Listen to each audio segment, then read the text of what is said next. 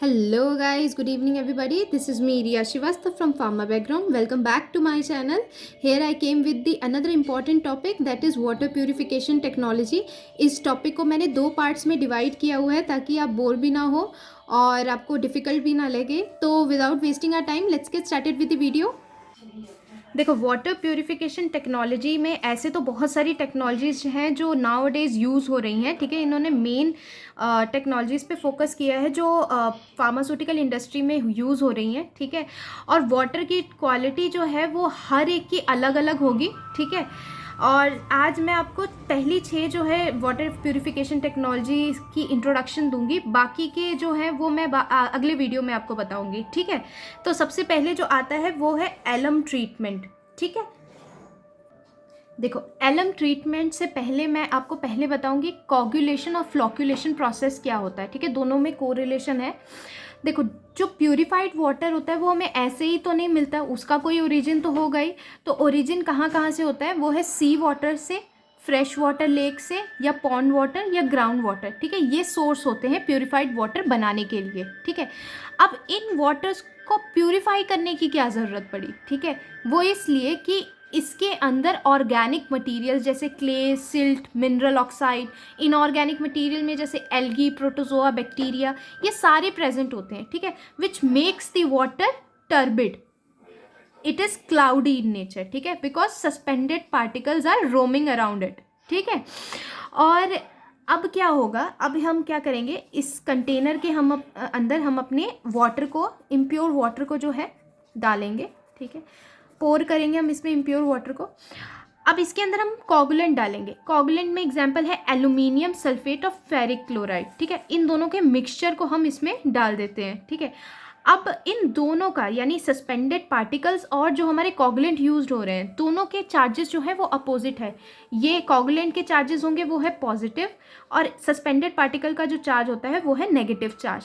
ठीक है, और जब ये आपस में कंबाइन करते हैं तो ये आपस में कंबाइन करके क्या करते हैं, ये बना देते हैं न्यूट्रल प्रोडक्ट. ठीक है, न्यूट्रलाइजेशन हो जाती है. ठीक है, अब जब ये न्यूट्रलाइज हो जाते हैं ये प्रोडक्ट, ठीक है, तो अब इसका क्या है, इसको नीचे से ट्यूब के थ्रू फ्लोक्यूलेशन बेसिन में डाल दिया जाता है, जिधर मिक्सिंग क्या हो जाती है, स्लो मिक्सिंग. अब ये सोल्यूशन जिसके अंदर हमारा कोगुलेंट और पार्टिकुलेट मैटर दोनों है वाटर के अंदर, ये क्या है, धीरे धीरे फ्लॉक्स में बनना शुरू हो जाता है. फ्लॉक्स मतलब एग्लोमरेटेड पार्टिकुलेट मटेरियल. ठीक है, जो इधर उधर फैले हुए थे वो क्या हो जाते हैं, एक इकट्ठे होकर के एक बड़े पार्टिकल में कन्वर्ट हो जाते हैं. ठीक है, अब ये बड़ा पार्टिकल जो है धीरे धीरे नीचे स्लज बनाने शुरू कर देता है. ठीक है, स्लज मतलब एक इकट्ठ बनाना शुरू कर देता है. ठीक है, अब ये स्लज जो है वो नीचे हम लोग ट्यूब्स के थ्रू फ्लॉक्स को जो है वो निकाल देते हैं, और क्लियर वाटर जो है वो हम दूसरी एंड से निकाल देते हैं. ठीक है, अब ये जो स्लज बना है उसका क्या करेंगे, ये लैंड फिल्स में काम आ जाता है. ठीक है, बाकी हम क्लियर वाटर जो है वो एक्सट्रैक्ट आउट कर देते हैं. ठीक है, इतना समझ आ गया. अब एलम ट्रीटमेंट के बारे में बताती हूँ कि वाकई वर्क कैसे करता है. ये मैंने आपको बताया कि ये कोगुलेंट कैसे वर्क कर रहे हैं. ओके, अब डीप में कैसे करते हैं ये मैं आपको बता देती हूँ. देखो, एलम को ही हम लोग एल्यूमिनियम पोटेशियम सल्फेट बोलते हैं. ठीक है, अब ये फाइन पार्टिकल्स को अपनी ओर अट्रैक्ट कैसे करता है, उसका रीज़न है बाइकार्बोनेट, जो हमारे हार्ड वाटर के अंदर प्रेजेंट होता है. हार्ड वाटर के अंदर सबसे ज़्यादा अमाउंट में क्या प्रेजेंट होता है, कैल्शियम, मैग्नीशियम कार्बोनेट, बाइकार्बोनेट. ठीक है, ये सबसे ज़्यादा प्रेजेंट होते हैं, which is not fit for the human consumption because excess of everything is harmful. ठीक है, तो अब क्या होता है, ये जब रिएक्ट करते हैं बाइकार्बोनेट के साथ, ये क्या बनाते हैं, जिलेटिनस प्रेसिपिटेट बनाते हैं. ठीक है, और यही जिलेटिनस प्रेसिपिटेट को हम बोलते हैं flock, which attracts all the fine particles around it. Fine particles means like mud, dirt, silt, wood. They all are attracted together and form the clot. Okay. अब इसके बाद क्या होता है, ये डीकेंटेशन प्रोसेस के थ्रू जो है वो रिमूव कर दिया जाता है, और प्योर वाटर को जो है हम दूसरे एंड से जो है एक्सट्रैक्ट कर देते हैं. ठीक है, इतना समझ आ गया. अब प्रॉब्लम क्या है कि बाइकार्बोनेट तो रिमूव हो गया, ठीक है, बाइकार्बोनेट फ्लॉक्स के साथ चला गया, लेकिन bicarbonate also plays an important role, ठीक है, इन दी एल्कलिनिटी। तो उस एल्कलिनिटी को कंपनसेट करने के लिए, उसे रिकवर करने के लिए हम क्या करते हैं, कुछ केमिकल्स यूज़ करते हैं, ठीक है। अब केमिकल्स के एग्जाम्पल है sodium carbonate, calcium hydroxide, sodium hydroxide, potassium hydroxide and sodium bicarbonate itself. It will automatically increase the pH level of the water, ठीक है। अब एल्कलिनिटी नहीं होगी तो क्या क्या प्रॉब्लम्स हो सकती हैं, ठीक है। एल्कलिनिटी नहीं होगी तो प्लांट्स के अंदर जो हम वाटर दे रहे हैं उसमें ग्रोथ नहीं होगा, ठीक है। और अगर एल्कलिनिटी नहीं होगी तो हमारी एक्वेटिक लाइफ को जो है प्रॉब्लम होगी, ठीक है। एक्वेटिक लाइफ जो है धीरे धीरे डेथ होने लग जाएंगी, ठीक है, क्योंकि पीएच जो होना चाहिए वाटर का वो होना चाहिए 6 to 9, जिसमें एक्वेटिक लाइफ जो है वो सर्वाइव कर सकते हैं, ठीक है। ह्यूमंस के अंदर एल्कलिनिटी का क्या रोल है, स्टमक जो है वो बाइकार्बोनेट जो है सिक्रीट करता है which is necessary for the digestion, ठीक है। और जब हम एक्सरसाइज करते हैं या हम कोई वर्क करते हैं तो हमारी बॉडी के अंदर लैक्टिक एसिड होना प्रोड्यूस शुरू हो जाता है, तो उसको जो है क्या नाम है, रिड्यूस करने के लिए, उसकी एसिडिटी को रिड्यूस करने के लिए बाइकार्बोनेट जो है वो यूज़ किया जाता है टू न्यूट्रलाइज दैट प्रोसेस, ठीक है। डेंटल कैविटीज़ को जो है ये प्रिवेंट करेगा, ठीक है, बाइकार्बोनेट। और क्या कर सकता है, ये ह्यूमन में हेल्दी बोन्स के लिए बहुत ही इंपॉर्टेंट रोल प्ले करता है। अब इसको हटाया क्यों जा रहा है, ये भी बहुत इंपॉर्टेंट पॉइंट है। देखो, इसका रहना भी ज़रूरी है। अगर ज़्यादा रहा तब क्या करेगा, ज़्यादा रहा तो क्या होगा, इसमें गैस्ट्रोइंटेस्टाइनल इश्यूज़ हो सकते हैं, स्किन की इरिटेशन हो सकती है, ठीक है। ह्यूमन का पीएच लेवल जो है वो बहुत ज़्यादा हाई हो जाएगा। वैसे बॉडी का नॉर्मल ह्यूमन पीएच कितना होना चाहिए, वो है 7.35 से लेकर के 7.45, ठीक है।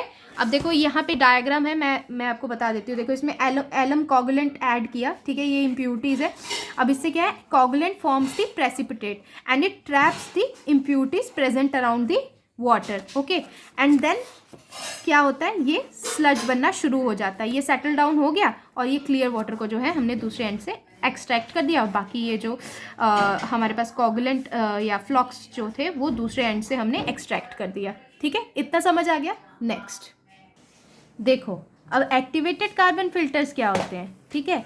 ये वो कार्बन का फॉर्म है जो कि स्मॉल इन साइज़ होगा और इसका पोर साइज़ जो है वो लो वॉल्यूम का होता है। इसके पोर साइज़ के लो वॉल्यूम के होने की वजह से इसका सरफेस एरिया जो होता है वो सबसे ज़्यादा होता है एड्सॉर्प्शन प्रोसेस के लिए, ठीक है। So we can also say that pore size is inversely proportional to the surface area, ठीक है। और एक्टिवेटेड कार्बन जो है वो प्रोड्यूस कैसे होता है, हाई टेम्परेचर पर प्रोड्यूस होता है। कोल को हाई टेम्परेचर पे अगर हम प्रोड्यूस करेंगे तो हमें एक्टिवेटेड चारकोल जो है वो मिलता है। तो अब दो तरीके से होता है, पाउडर्ड एक्टिवेटेड कार्बन होता है, ग्रैनुलर एक्टिवेटेड कार्बन। ये दोनों को डिफ्रेंशिएट जो है उनके साइज़ के अकॉर्डिंग किया हुआ है। तो सबसे पहले हम चलेंगे पाउडर्ड एक्टिवेटेड कार्बन क्या होता है, ठीक है। पाउडर्ड एक्टिवेटेड कार्बन क्या होता है, जो एक स्मॉल साइज पार्टिकल्स होता है, ठीक है। और ये क्या करेगा, जितने भी मॉलिक्यूल्स हैं, ठीक है, मतलब इसका क्या प्रोसेस है कि ये 99.99% ऑफ वायरसेस, बैक्टीरिया, ठीक है, जितने भी पोल्यूटेंट्स हैं उन सबको जो है वो बाहर निकालता है, वो सारा रिमूव करता है। यही इसका मेजर फैक्टर है, मेजर पॉइंट है, ठीक है। अब पैक क्या है, जब हम बिफोर फिल्टरेशन मतलब इसको यूज़ करते हैं तब ये क्या करता है, वाटर को डर्टी कर देता है, ठीक है, क्योंकि पैक के जो पार्टिकल्स होते हैं वो फिल्टरेशन में जो है बार बार आ जाते हैं, ठीक है, जिसकी वजह से हमारा वाटर जो है टर्बिड हो जाता है, ठीक है। इतना समझ आ गया। तो इसीलिए इस प्रोसेस को मतलब ऐसे ना करते हुए हम लोग क्या करते हैं, पहले तो सैंड फिल्टरेशन कर देते हैं, फिर उसके बाद वाटर को पैक के साथ ट्रीट किया जाता है, यानी पैक और वाटर की स्लरी बनाई जाती है, ठीक है। ये छोटी इंडस्ट्रीज़ में स्पेशली यूज़ किया जाता है। तो अब ये पॉइंट उठता है कि सैंड फिल्टरेशन तो हो गया, then what is the use of PAC. PAC also improves the taste and odour of the water, ठीक है, ये इसका मेन पॉइंट है। और सबसे ज़्यादा माइक्रो पॉल्यूटेंट और जितने भी कंटामिनेशन है वो ये रिमूव करता है, इसीलिए it is the important point. But there are some disadvantages of the PAC also. सबसे बड़ी बात क्या है कि एक तो इसका ऑपरेशन जो है वो काफ़ी हाई कॉस्ट देता है, ठीक है। इसको क्या है, हमको हर इंटरवल में यूज़ करना है ये पैक को, क्योंकि ये क्या है फिल्टर्स के ऊपर, मतलब फिल्टर्स के ऊपर तो हम यूज़ नहीं कर सकते क्योंकि ये डर्टी वाटर प्रोड्यूस करता है which can leads to customer complaints also, ठीक है। तो इसीलिए इसका ये मेन डिसएडवांटेज है। और क्या है, और क्या, dust resulting from the small particles of pack make handling difficult, ठीक है। जो स्मॉल पार्टिकल्स हैं पैक के, उसको हैंडल करना बहुत ज़्यादा मुश्किल हो जाते हैं। और जो डस्ट प्रोड्यूस होता है it leads to the flammability, ठीक है। इतना समझ आ गया। तो ये वैसे तो इसका यूज़ बहुत अच्छा है, लेकिन इसे हैंडल करना इट्स क्वाइट डिफ़िकल्ट और it is also a messy process, ठीक है। इसको एक्सट्रैक्ट आउट करने में बहुत ज़्यादा टाइम लग जाता है, इसीलिए टाइम कंज्यूम है, इसीलिए हम इसे ज़्यादा यूज़ नहीं करते हैं। दूसरा जो आता है वो है ग्रैनुलर एक्टिवेटेड कार्बन, ठीक है। अब ग्रैनुलर एक्टिवेटेड कार्बन क्या है, ठीक है, ये पैक को एग्लोमरेट करके बना है, ठीक है। पैक को क्या है, एक्यूमुलेट करके क्या बना है, ग्रैनुलर एक्टिवेटेड कार्बन। और इसका जो पार्टिकल साइज है वो पाउडर्ड एक्टिवेटेड कार्बन से ज़्यादा लार्ज है, ठीक है। ये भी वही सेम प्रोसेस करता है, ये एड्जॉर्प्शन करेगा अपने सरफेस पे, ठीक है। एड्जॉर्प्शन क्या है, जब सरफेस पे बाकी के माइक्रो पॉल्यूटेंट, बाकी के कंटैमिनेंट जो है वो स्टिक कर जाते हैं, उसे कहते हैं एड्जॉर्प्शन प्रोसेस, ठीक है। और एड्जॉर्प्शन प्रोसेस के बाद क्या होता है, डिफ्यूजन। अब डिफ्यूजन क्या है ये भी मैं आपको बता देती हूँ, ठीक है। देखो, एड्जॉर्प्शन हो रहा है, ठीक है, when the molecules get adhere that is stick to the surface, ठीक है। एड्जॉर्प्शन के बाद क्या होगा, ये डिफ्यूजन प्रोसेस होता है। डिफ्यूजन प्रोसेस में क्या होता है हमारा, जब कोई substance from a higher region of concentration move करता है लोअर रीजन ऑफ कॉन्सेंट्रेशन पे, ठीक है। जैसे ये है हमारा एक्टिवेटेड कार्बन, ठीक है, हायर कंसंट्रेशन से पहले चला और चलते चलते मूव किया लोअर कॉन्सेंट्रेशन पे, और ये प्रोसेस तब तक चलता रहता है जब तक ये इवनली डिस्ट्रीब्यूट नहीं हो जाता हमारे वाटर के अंदर, ठीक है। अब वाटर के अंदर इवनली डिस्ट्रीब्यूट हो गया तो then this whole process is called as adsorption diffusion process, ठीक है। सबसे पहले एड्जॉर्प्शन हुआ मॉलिक्यूल का, ठीक है, इसने एड्जॉर्ब कर लिया और बाकी जगह इवनली डिस्ट्रीब्यूट हो गया, ठीक है, ताकि बाकी के जो माइक्रो पॉल्यूटेंट प्रेजेंट हैं वो एड्जॉर्ब हो जाए उसके सरफेस पे, ठीक है। इतना समझ आ गया, ठीक है। अब आगे चलते हैं। तो इन दोनों में वही प्रोसेस है। पैक हम इसलिए यूज़ नहीं कर रहे हैं because it makes the water dirty, ठीक है, और इस that's why we are not using it and also it does the flammability of the particles, so it is rejected by many other companies. तो granular activated carbon जो है वो use करते हैं। इसमें क्या है, ये या तो as a rapid sand filter use होगा या तो ये सेपरेट फिल्टर्स में यूज़ होता है जिसे हम कॉन्टैक्टर भी कहते हैं। This is contactor, sorry for the wrong spelling, it is contactor, ठीक है। रैपिड सैंड फिल्टर में क्या है, GAC is used as a layer, ठीक है, और सेपरेट फिल्टर में क्या है कि अलग से ही गैक ही है और बाकी कुछ फिल्टर मीडिया प्रेजेंट नहीं है, ठीक है। और कॉन्टैक्टर में क्या होता है, गैक को हम हमेशा डाउन स्ट्रीम में रखते हैं, ठीक है, so that the turbidity won't clog the contractor. इतना समझ आ गया, कॉन्टैक्टर, सॉरी इट्स कॉन्टैक्टर, ठीक है। अब ऑपरेशन के दौरान हमें क्या क्या चेक करना पड़ता है, ठीक है, माइक्रोबियल काउंट्स जो है वो इस पर चेक करने पड़ते हैं हर टाइम इंटरवल पे, क्योंकि GAC is also the good source of microbial growth, ठीक है। तो इसीलिए हमें ये सब चेक करना पड़ता है, ठीक है।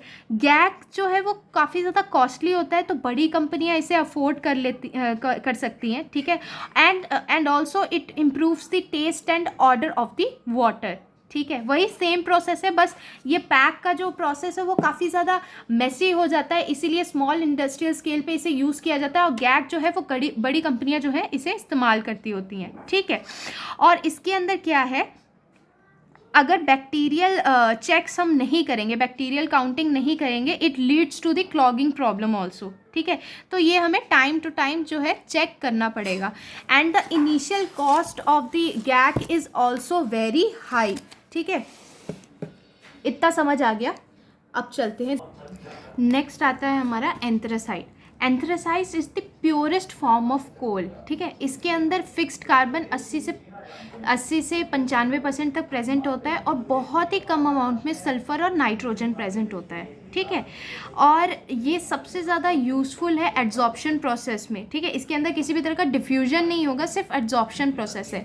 और so we can say that it is a physical phenomena, ठीक है। ये फिज़िकली जो है वो सिल्ट और क्ले वगैरह को रिमूव करेगा और ये कुछ रिमूव नहीं करेगा, ठीक है।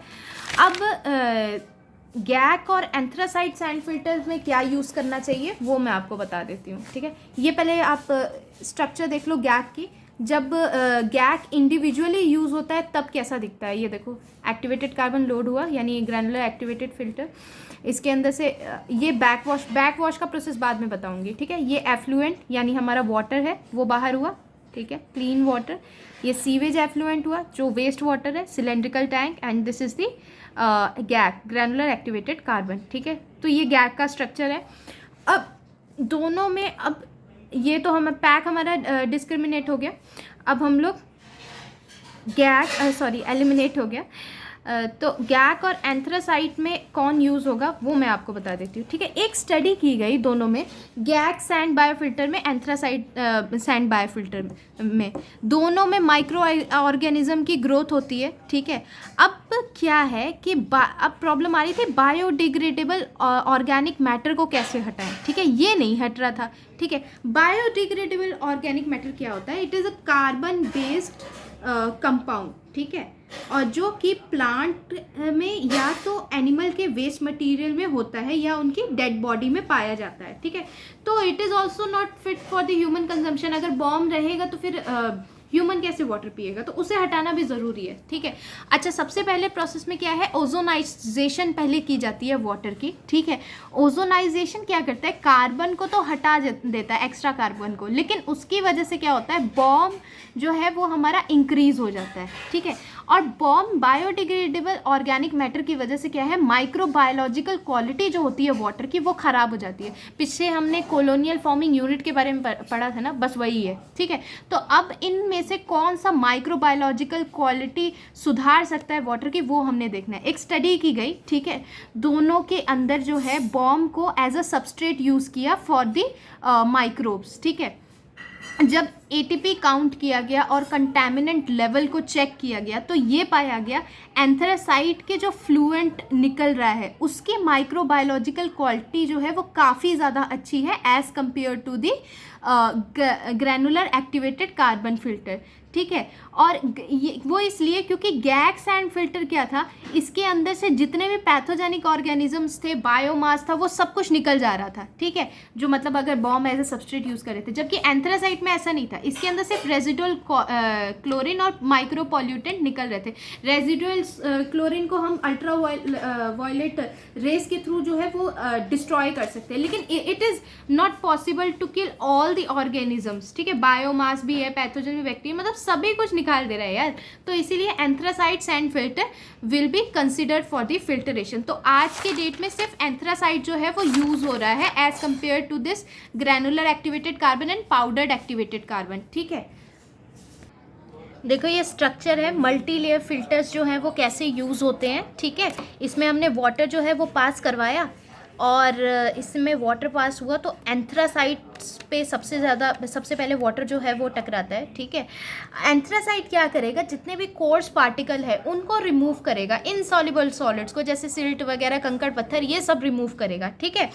और उसके बाद अच्छा ये जो अरेंजमेंट की हुई है वो कोर्स टू फाइन पार्टिकल से है, ठीक है। फिर मीडियम पार्टिकल आएगा, ठीक है। जितने जैसे जैसे पार्टिकल्स के साइज़ छोटे होते चल जाएंगे उतने उतने टाइनी पार्टिकल्स जो हैं, पहले कोर्स पार्टिकल रिमूव होगा, फिर मीडियम साइज पार्टिकल रिमूव होगा, फिर टाइनी पार्टिकल्स जो है वो रिमूव हो जाएगा, फिर वाटर जो है हमारा क्लियर आ जाएगा, ठीक है। अब फाइन फिल्टर्ड सैंड क्या है, ठीक है। फाइन फिल्टर्ड सैंड क्या है, में एग्जांपल जो है क्वार्ट्ज सैंड फिल्टर जो यूज़ होता है, हमने उसमें पढ़ा है ना, क्वार्ट्ज सैंड फिल्टर भी इसमें कवर हो जाएगा। ये क्या करता है कि हायर टर्बिडिटी वाटर जो है वो इसको क्लीन करता है, ठीक है। उसके अंदर जो प्रेजेंट ऑर्गेनिक मैटर है, कोलाइडल पार्टिकल है, उसके अंदर माइक्रो ऑर्गेनिज्म है, क्लोरीन है, उन सभी को जो है वो रिमूव करेगा, ठीक है। अब उसके बाद क्या आएगा हमारा गार्नेट। ये हाईली डेंस होता है और सबसे ज़्यादा जो है वज़न डेंसिटी भी जो होती है उसकी काफ़ी ज़्यादा होती है, ठीक है। इसकी ड्यूरेबिलिटी भी काफ़ी ज़्यादा अच्छी होती है, हार्ड भी होता है, ठीक है। और ये जितनी टाइनी पार्टिकल्स हैं उसको भी रिमूव करेगा, और बैक वॉशिंग में ये सबसे ज़्यादा हेल्पफुल होता है, ठीक है। बैक वॉशिंग के दौरान जो हमारा फ़िल्टर मीडिया अरेंज है, ठीक है, उसको किसी भी तरह का डैमेज ना हो तो उसे क्या नाम है बचाता है ये, ठीक है। तो बैक वॉशिंग में क्या होता है कि जैसे कि हमारा जब फिल्टरेशन हुआ, ठीक है, अब इसमें गंदगी भी तो होगी, इसमें जो फंसे हुए पार्टिकल्स हैं उसको भी तो रिमूव करना है। तो बैक वॉशिंग जो है वो इसीलिए की जाती है कि जो हमारे फिल्टर्स हैं वो साफ़ हो जाएं, ठीक है। तो garnet will act as a supporter bed, ठीक है।